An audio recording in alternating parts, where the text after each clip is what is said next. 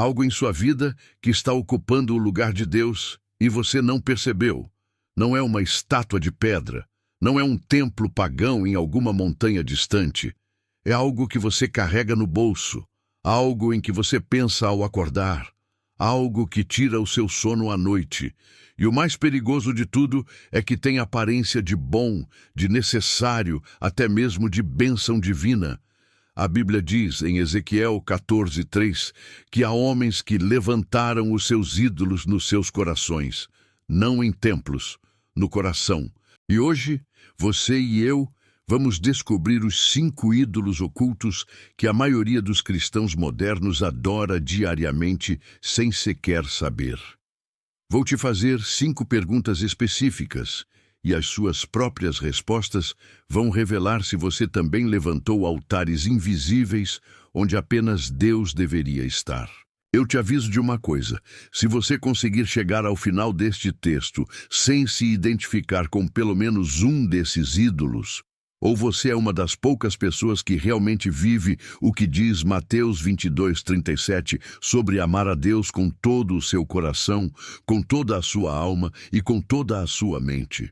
Ou você está negando o que o Espírito Santo já está te mostrando neste momento.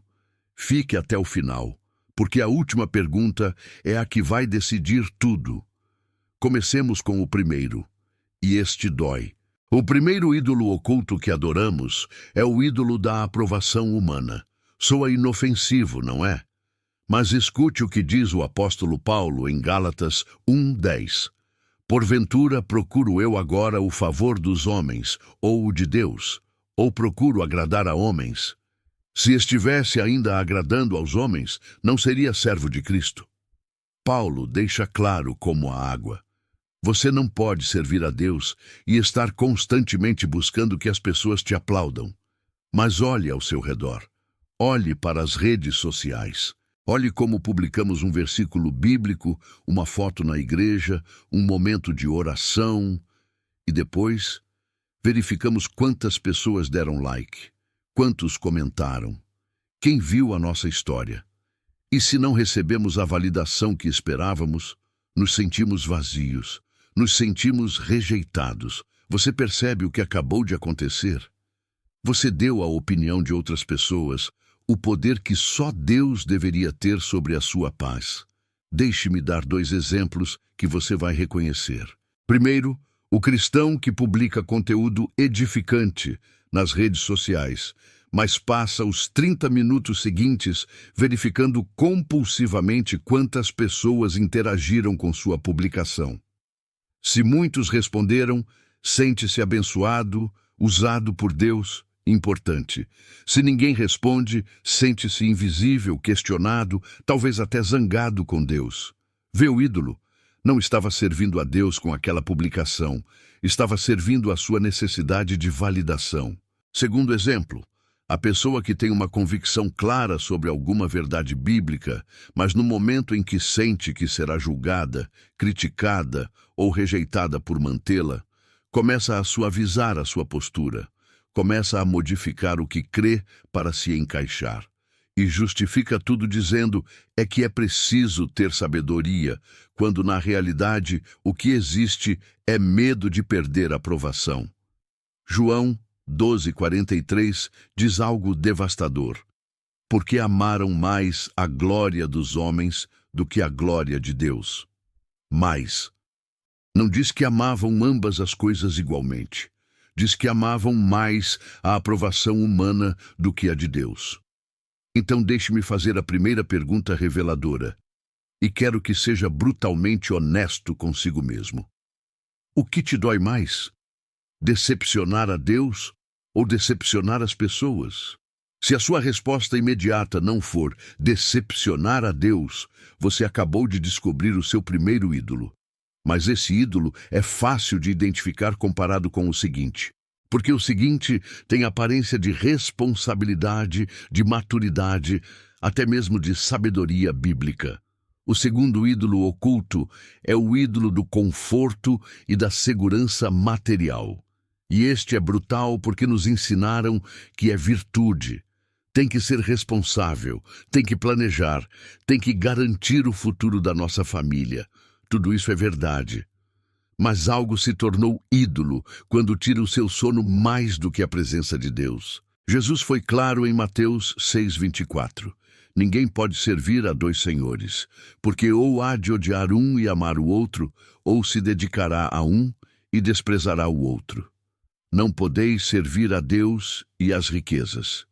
Não disse que você não pode ter riquezas, disse que não pode servi-las. Qual é a diferença? Simples. Quem tem o controle? Quem toma as decisões finais na sua vida? Deus ou a sua conta bancária? Paulo chama isso pelo nome em Colossenses 3:5, quando diz que a avareza é idolatria. Não diz que se parece com idolatria, diz que é idolatria. Porque quando o dinheiro, a estabilidade, o conforto se tornam a sua prioridade máxima, você acabou de trocar Deus por uma ilusão de controle. Vou te dar duas situações que provavelmente você já viveu.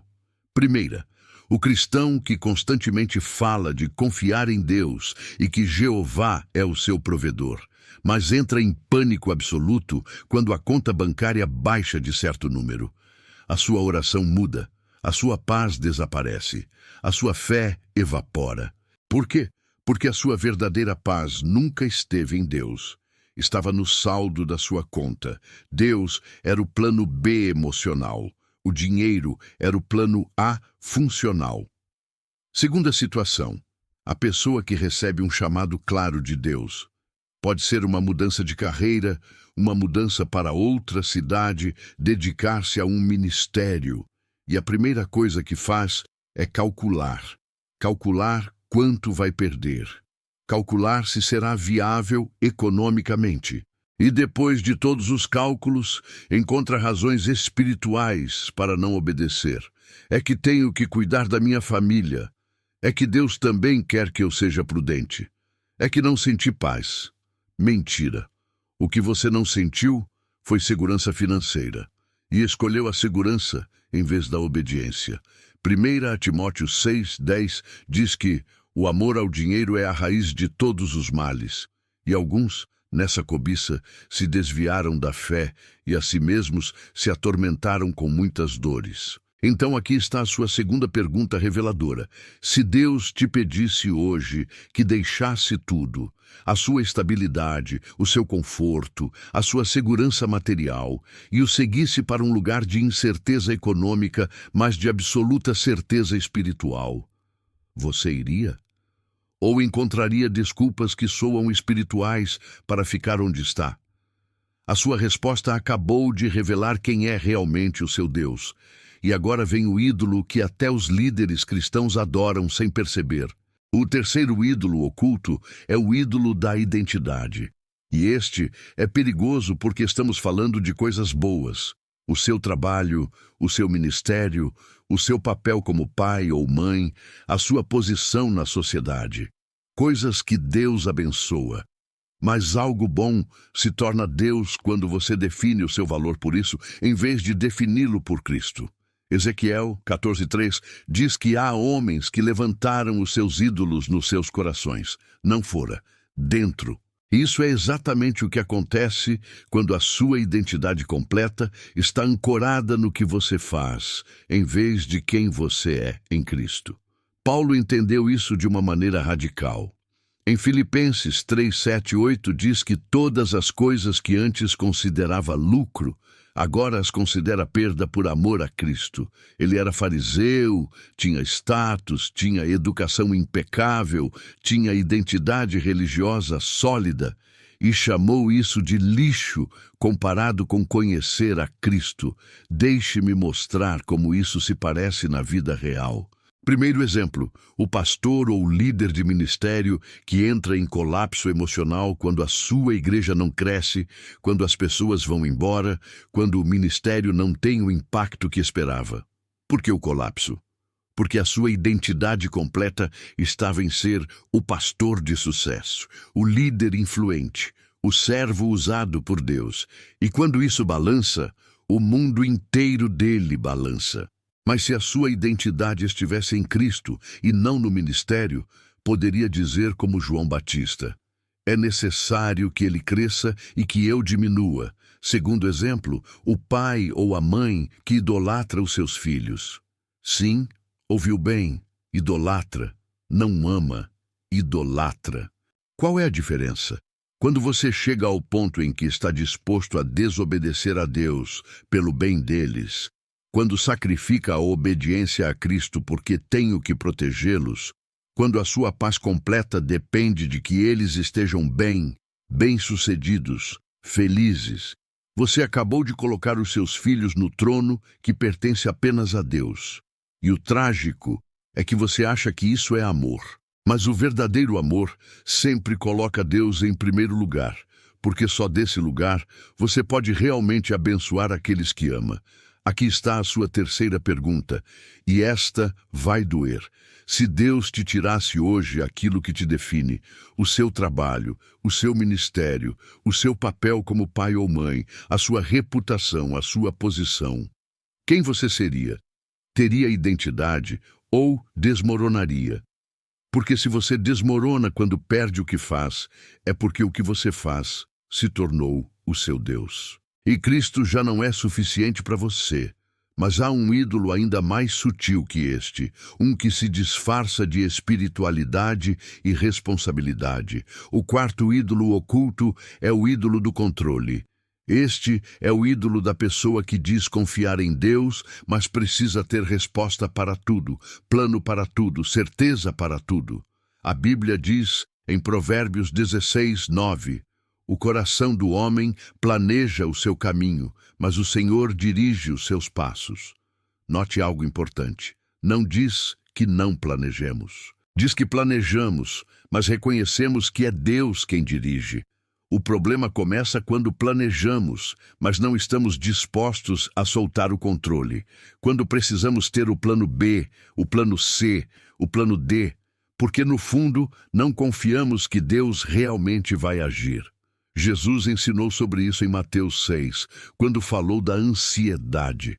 Não disse, não sejam responsáveis. Disse, não andem ansiosos. Qual é a diferença? A ansiedade revela onde está colocada a sua confiança. Se você está em paz apenas quando tem tudo controlado, a sua paz não está em Deus.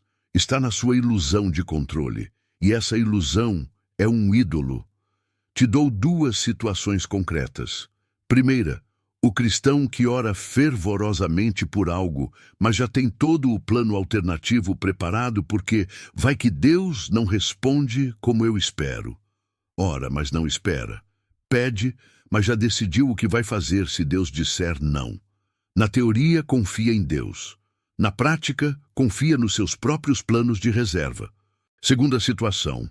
A pessoa que entra em crise absoluta quando algo sai fora do roteiro que ela escreveu. Uma doença inesperada, uma perda financeira que não estava calculada, uma mudança que não planejou. E em vez de correr para Deus, entra em colapso. Porque ela, não Deus, era o verdadeiro Deus da sua vida. Ela estava no controle. E quando perdeu o controle, perdeu a sua paz. Provérbios 3, 5, 6 diz: confia no Senhor de todo o teu coração e não te estribes no teu próprio entendimento. Reconhece-o em todos os teus caminhos e ele endireitará as tuas veredas. A chave está em não te estribes no teu próprio entendimento. Não diz para não usar o seu entendimento. Diz para não se apoiar nele como seu fundamento final. Então aqui vai a sua quarta pergunta reveladora. Você consegue dormir em paz quando não tem todas as respostas? Consegue descansar quando não sabe como Deus vai resolver a sua situação?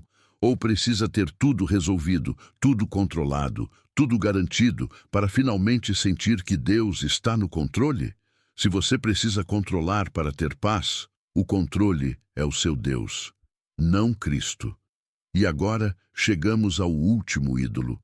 E garanto que este é o que mais cristãos negam ter, mas as suas horas revelam a verdade. O quinto ídolo oculto é o ídolo do entretenimento e do escape. Vivemos em uma geração que não sabe ficar quieta, que não sabe ficar sozinha, que não consegue suportar 5 minutos de silêncio sem buscar desesperadamente uma tela, um vídeo, uma distração. E justificamos isso dizendo: preciso descansar, preciso desconectar. Mas na realidade, o que não suportamos é estar cara a cara com Deus e com nós mesmos. O Salmo 16:11 diz: na tua presença há plenitude de alegria, na tua destra delícias perpetuamente, plenitude na sua presença. Mas se formos honestos, a maioria de nós não encontra plenitude na presença de Deus. Encontramos plenitude na Netflix, nas redes sociais, nos videogames, em qualquer coisa que nos permita escapar da realidade, do vazio, da dor. E quando alguém nos confronta com quanto tempo você passa na presença de Deus, nos defendemos dizendo: é que estou cansado, é que preciso deste tempo para mim. Mas você tem 3 horas para uma série e não tem 15 minutos para orar. Tem energia para ver vídeos até a madrugada, mas não tem energia para ler a palavra. Efésios 5:15-16 diz: vede, pois, prudentemente como andais, não como nécios, e sim como sábios, remindo o tempo, porque os dias são maus. 2 exemplos finais. Primeiro, o cristão que passa horas consumindo conteúdo, entretenimento, redes sociais, mas quando chega o momento de buscar a Deus diz: não sinto vontade, não tenho ânimo, estou muito cansado. A verdade é que não é questão de ânimo. É questão de onde você encontra a sua satisfação real. E se a sua satisfação está na tela, essa tela é o seu altar. Segundo exemplo, a pessoa que cada vez que sente dor, solidão, ansiedade ou vazio, corre imediatamente para uma distração. Abre o celular, coloca música, liga para alguém. Qualquer coisa menos ficar quieta e levar essa dor aos pés de Cristo. Por quê? Porque nunca aprendeu que Deus é suficiente. Sempre precisou de algo mais para preencher o vazio. E esse algo mais se tornou o seu refúgio funcional. Deus ficou como refúgio teórico. E aqui está a sua 5ª e última pergunta, a que decide tudo. Para onde você corre quando a vida dói? Quando se sente sozinho, vazio, ansioso, ferido? Corre para a tela ou corre para o altar? O seu primeiro impulso é buscar distração ou buscar a Deus? A sua resposta honesta acabou de revelar onde está realmente o seu coração. Agora, me escute com atenção. Você acabou de ver 5 ídolos ocultos. A aprovação humana, o conforto material, a identidade no que você faz, o controle, o entretenimento. E se você foi honesto consigo mesmo durante este vídeo, o Espírito Santo já te mostrou pelo menos um que está operando na sua vida, talvez mais de um, talvez os 5. E agora vem a pergunta definitiva, a que separa os que apenas escutam dos que realmente se arrependem. O que é que você não consegue entregar a Deus? Pense nisso. O que é aquilo que, se Deus te pedisse hoje que soltasse, você encontraria razões, justificativas, desculpas para não fazer? Isso que você não consegue soltar é o seu Deus. Não importa se é bom, se é bênção, se parece correto. Se você não pode entregá-lo, é porque ocupa o lugar que só pertence a Ele. Êxodo 23 é o primeiro mandamento por um motivo. Não terás outros deuses diante de mim. Não diz além de mim, diz diante de mim, porque Deus não divide o seu trono. Nunca dividiu, nunca dividirá. Então hoje você tem uma decisão a tomar. Pode fechar este vídeo, seguir com a sua vida e fingir que isto não te tocou. Ou pode fazer o que poucos têm a coragem de fazer, parar de negar, parar de justificar e destruir o altar, quebrar o ídolo, arrepender-se de verdade.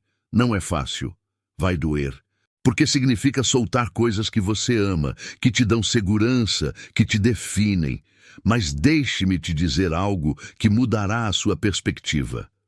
Nenhum ídolo jamais te amou de volta. A aprovação humana é volátil. O dinheiro não te salva. A sua identidade no que faz é frágil. O controle é uma ilusão. O entretenimento te deixa mais vazio do que você estava. Mas Cristo te amou até a morte.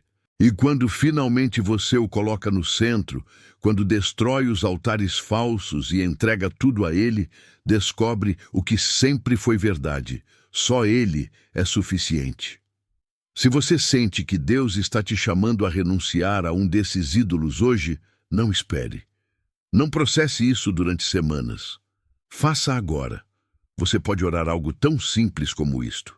Deus, reconheço que levantei um altar onde só Tu deverias estar. Reconheço que nomei o seu ídolo específico, ocupou o Teu lugar no meu coração. Hoje destruo esse altar, hoje me arrependo, hoje decido que só Tu serás o meu Deus, em nome de Jesus. Isso é tudo o que é necessário. Arrependimento genuíno e decisão firme. E agora quero te pedir uma coisa. Nos comentários, escreva apenas um número de 1 a 5. O número que corresponde ao ídolo que Deus acabou de revelar na sua vida. 1. Aprovação. 2. Conforto material. 3. Identidade. 4. Controle. 5. Entretenimento. Você não precisa explicar nada, apenas o número. Deus sabe. E esse simples ato de reconhecimento pode ser o início da sua liberdade real. Também, se este vídeo te confrontou de verdade, compartilhe-o com alguém que você ama. Porque talvez essa pessoa esteja vivendo uma mentira espiritual e precise despertar. E se quiser continuar recebendo conteúdo que confronta em vez de adormecer, que desafia em vez de entreter, inscreva-se neste canal. Porque precisamos de uma geração de cristãos que estejam dispostos a olhar os seus ídolos de frente e destruí-los sem piedade. Que Deus te dê a coragem para soltar o que você nunca deveria ter agarrado e a clareza para amar o único que sempre foi digno de todo o seu amor, Cristo e apenas Cristo. Até o próximo vídeo.